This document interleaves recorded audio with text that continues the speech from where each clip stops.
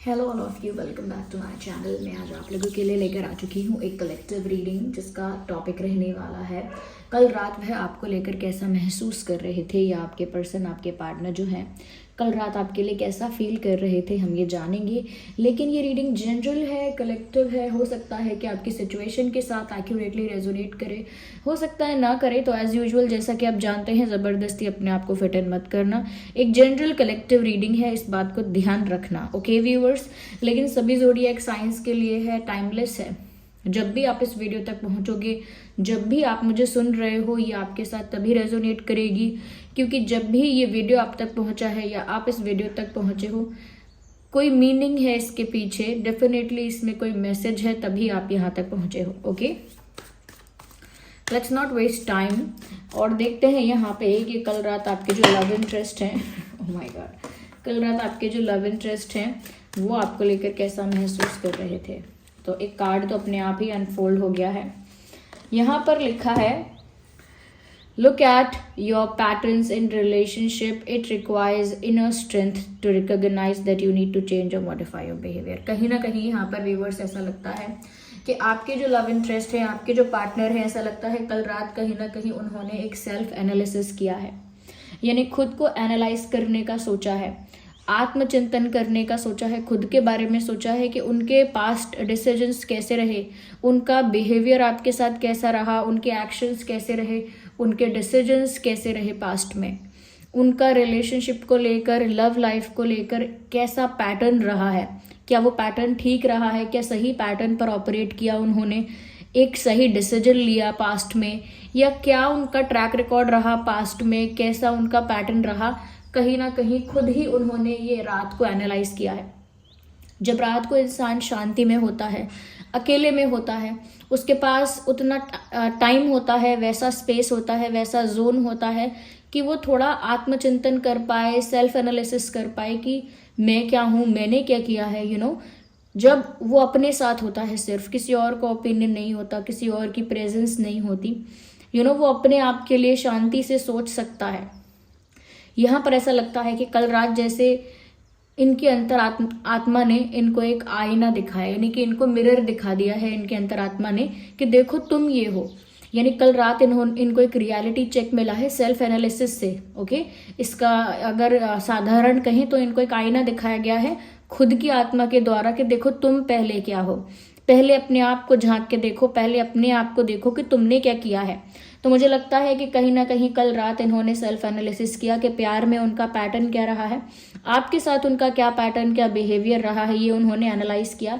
और कहीं ना कहीं उनको ये रियलाइज हो गया व्यूअर्स, इस बात का एहसास हो गया that they were also not good in their past with you और their behaviour was also not correct. उनका जो व्यवहार था वो भी ठीक नहीं था, वो जिस पैटर्न को लेकर चल रहे थे वो पैटर्न भी गलत था, ठीक नहीं था। उनको कहीं ना कहीं चेंज करने की ज़रूरत है, अपने बिहेवियर को थोड़ा मॉडिफाई करने की, थोड़े चेंज करने की ज़रूरत है। जिस पैटर्न पर वो चल रहे हैं या अब तक चल रहे थे, उस पैटर्न पर आगे चलते रहने से उन्हें कुछ नहीं मिलने वाला है। It will be a big loss, एक बहुत बड़ा लॉस साबित होगा अगर ये उसी पैटर्न पर चलना कंटिन्यू करते रहे। और कहीं ना कहीं यहाँ पर ऐसा लगता है ना व्यूअर्स कि इस इंसान को ना ये भी कहीं ना कहीं महसूस हुआ है कि उनको खुद को चेंज तो करना है, और उनको समझ में भी आ गया कि काफ़ी कुछ उन्हें चेंज करना है।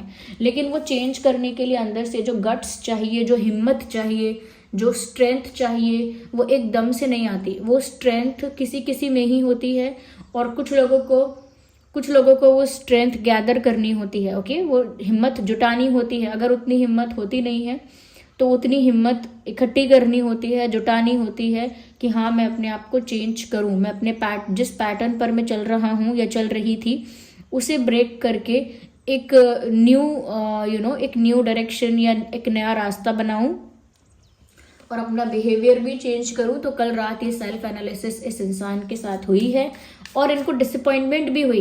इन्होंने जैसे ही एनालाइज किया कि इनका कैसा पैटर्न रहा है, इनका बिहेवियर, इनकी चीज़ें, इनका एक्शन, इनका डिसीजन क्या रहा है, they were not satisfied with that. वो उससे संतुष्ट नहीं थे। कहीं ना कहीं जो उन्होंने भी किया है या जैसे वो रहे हैं पास्ट में, वो चीज़ भी उनको निराश कर रही थी कल रात। Okay, let's see another card, और कैसा महसूस कर रहे थे कल रात आपके पर्सन। वेल यहाँ पर साफ साफ मैसेज है, I love you, as you can see in this video. साफ साफ लिखा है इधर आई लव यू, एंड नीचे मैसेज है, these are very important words. ये लिखा है नीचे, these are very important words. यहाँ पर ऐसा लगता है, देखिए यहाँ पर एक चांदनी रात है जहाँ आसमान में बहुत सारे सितारे हैं। ऐसा लगता है व्यूअर्स कि जैसे क्योंकि इनको अपनी मिस्टेक्स भी रियलाइज हुई, तो ये भी समझ में आया कि गलती आपकी या किसी और की नहीं है, इनकी खुद की गलती रही है बहुत सारी जगहों पर। और जैसे ही इनको ये रियलाइज हुआ, इनको ये भी रियलाइज हो गया व्यूअर्स कि आप जैसे इंसान को वो अगर खो देंगे तो भी उनका ही लॉस है, या आप जैसा ट्रू लव उनकी लाइफ में आया और वो उसको संभाल नहीं सके, उसको प्रोटेक्ट नहीं कर सके, उसको मेंटेन नहीं कर सके, तो इनको बहुत रिग्रेट होगा, बहुत पछतावा होगा। तो उनको कहीं ना कहीं आपके लिए कल रात अपना प्यार जो है वो रियलाइज हो रहा था। ओके, आपके प्रति जो उनकी फीलिंग है कहीं ना कहीं इंटेंस हो रही थी कल रात। ऐसा लगता है कि जैसे आपकी वैल्यू और इम्पोर्टेंस को उन्होंने समझ लिया कल रात, जैसा उन्होंने महसूस किया, जैसा रियलाइज़ किया, तो उनको आपको खोने से डर लगने लगा। आपको खो देने पर कितना पछतावा होगा ये महसूस होने लगा। कहीं ना कहीं वो डर उनके दिल में बैठा कि अगर आप चले गए तो, या आप कभी नहीं मिले तो तो कहीं ना कहीं कल रात कुछ उनका उनके मन में कुछ ऐसा ट्रिगर हुआ, उनके इमोशंस में कुछ ऐसा ट्रिगर हुआ कि उनको आपके लिए स्ट्रॉन्ग इंटेंस फीलिंग्स फील हुई। यानी इंटेंस इमोशंस जो होते हैं, जो लव इमोशंस हैं, इंटेंस इमोशंस हैं, वो जनरेट हुए कल रात। और वो जनरेट हुए आपके लिए, यानी कि उन्हें आपके लिए कल रात प्यार महसूस हो गया, या प्यार का एहसास हो गया कि हाँ उन्हें भी प्यार है और वो कितना सच्चा है, कितना स्ट्रॉन्ग है। ये उनको कल रियलाइज हुआ व्यूअर्स। और उनको ये भी रियलाइज हुआ कि प्यार कोई छोटी मोटी बात नहीं है। अगर सच्चा है ये प्यार तो ये बहुत वैल्यूएबल है, बहुत प्रीशियस है, उसे प्रोटेक्ट करना है, मेंटेन करना है, उसको बहुत ही केयरफुली हैंडल करना है।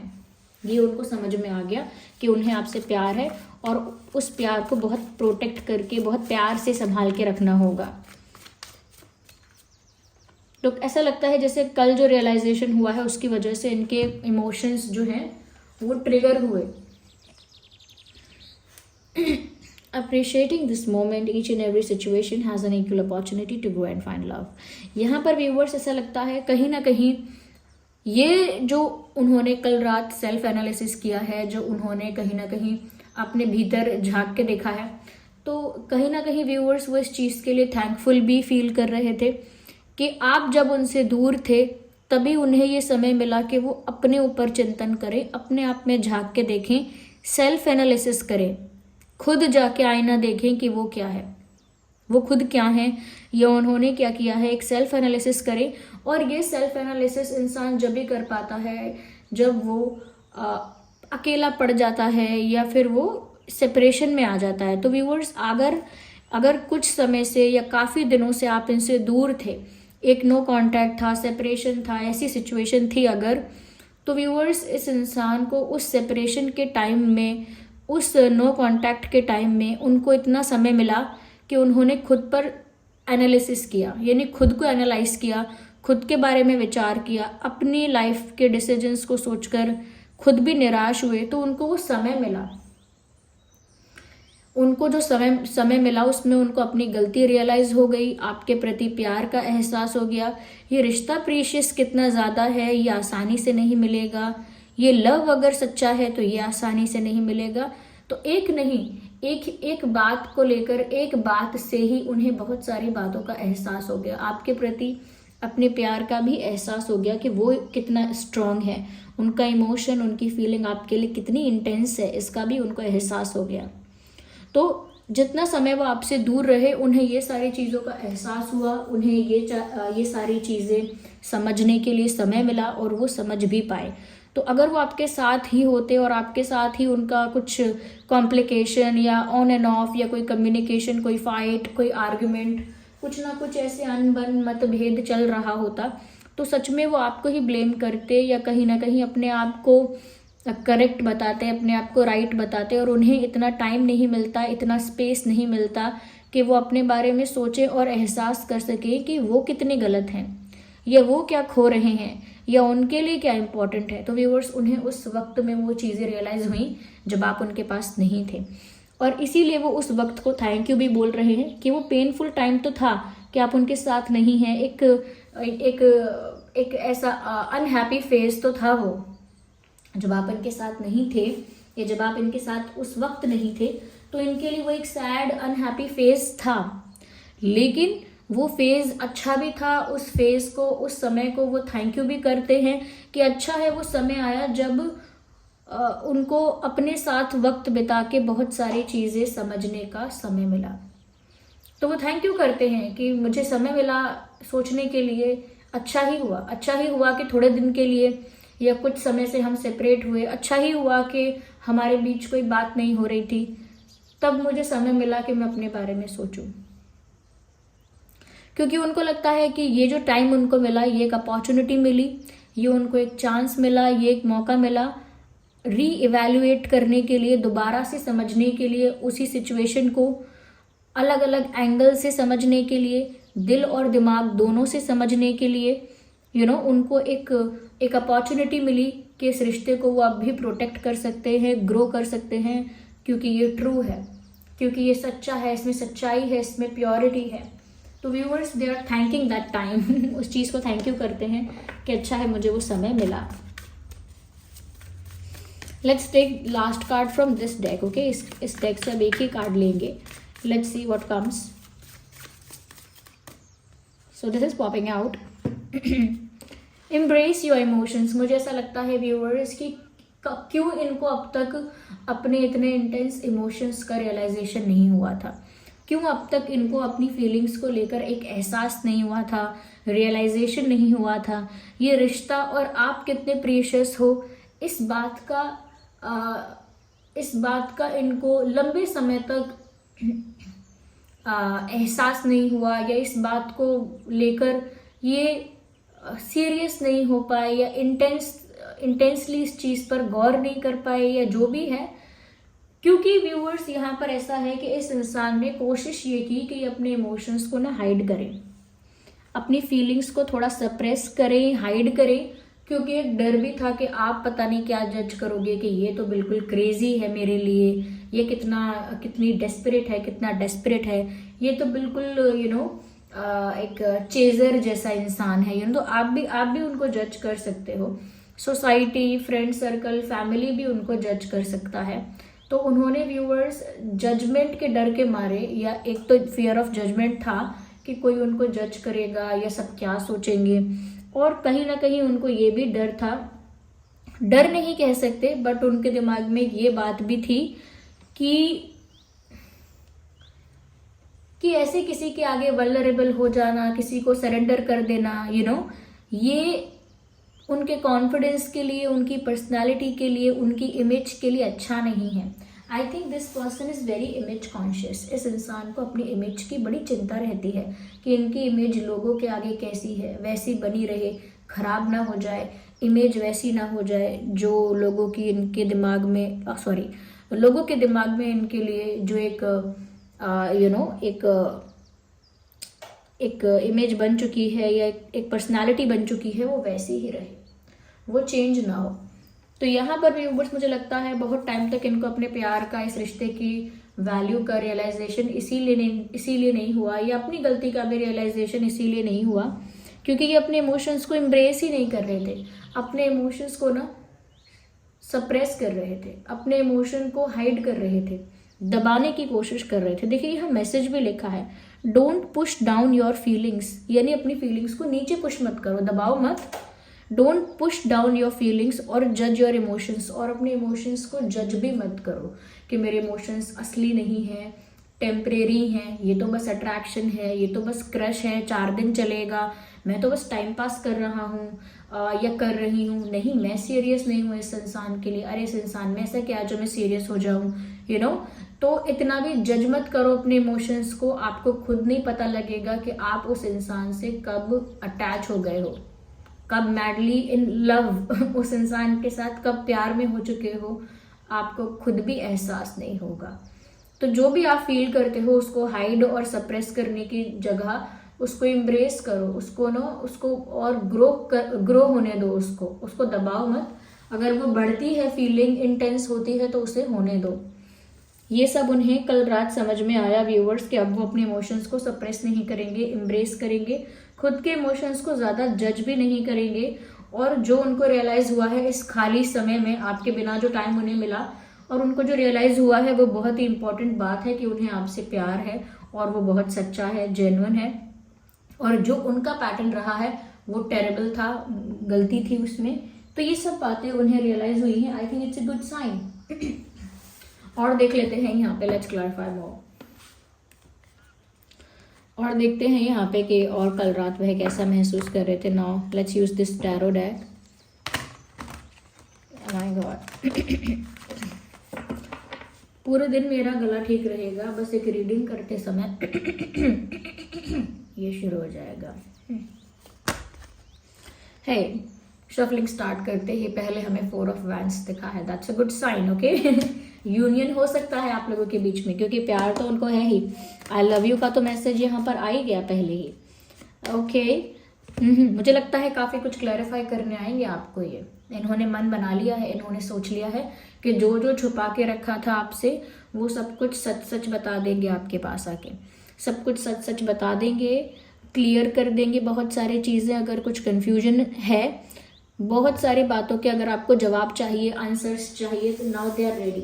अब वो आपको आपके सवालों के जवाब भी देंगे, काफ़ी सारी चीज़ों की सच्चाई बताएंगे, बहुत कुछ रिवील करेंगे, सच्चाई रिवील करेंगे, काफ़ी कुछ क्लियर आउट करेंगे। ओके, तो मुझे लगता है अब इनके अंदर का सच भी बाहर आएगा और रियलिटी बाहर आएगी और काफ़ी सारी चीज़ों पर एक्सप्लेनेशन और क्लैरिफिकेशन मिलेगा।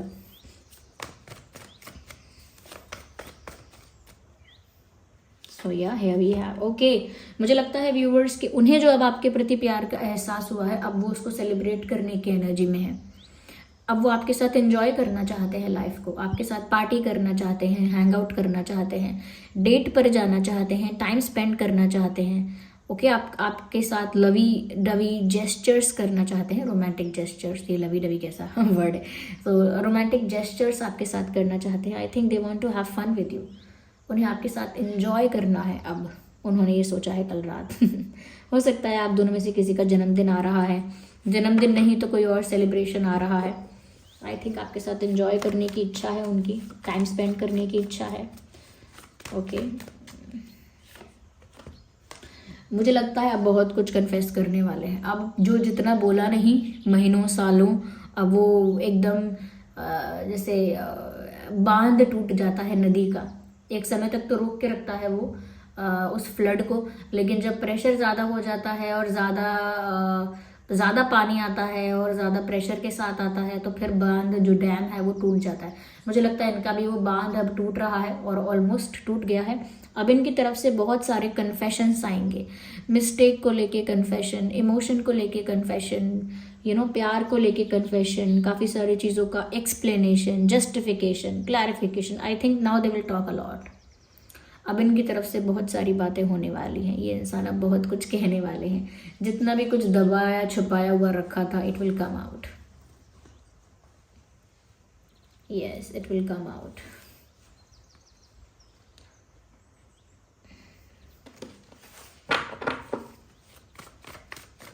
बहुत सारी बातें करने का इनका मन है, कल रात भी हुआ इनका मन कि आपसे बहुत सारी बातें करें। अब तो कह दें।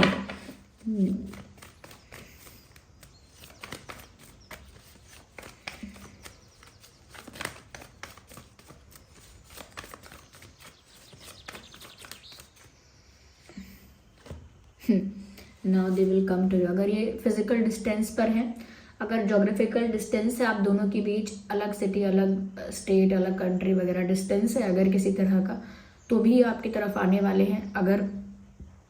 अगर लॉन्ग डिस्टेंस नहीं है तो भी मैं ये कहूँगी कि ये आपकी तरफ बढ़ रहे हैं। जहाँ भी हैं, लॉन्ग डिस्टेंस में है या नहीं है, पर ये आपकी तरफ बढ़ रहे हैं, क्योंकि चैरियट का कार्ड है, मुझे मूवमेंट नज़र आती है और ये मूवमेंट व्यूअर्स आपकी तरफ है।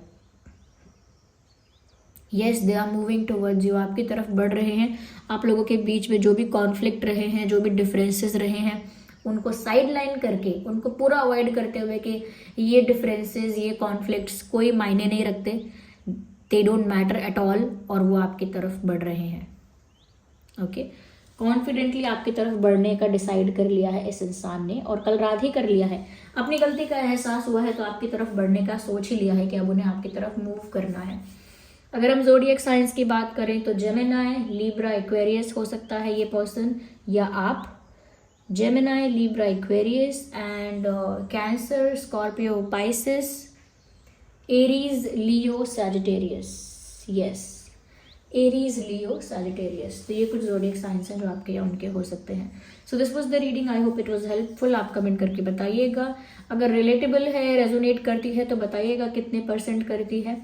एंजल नंबर टाइप करके आप रीडिंग को क्लेम करना, जो भी एंजल नंबर आपको आजकल दिख रहा है।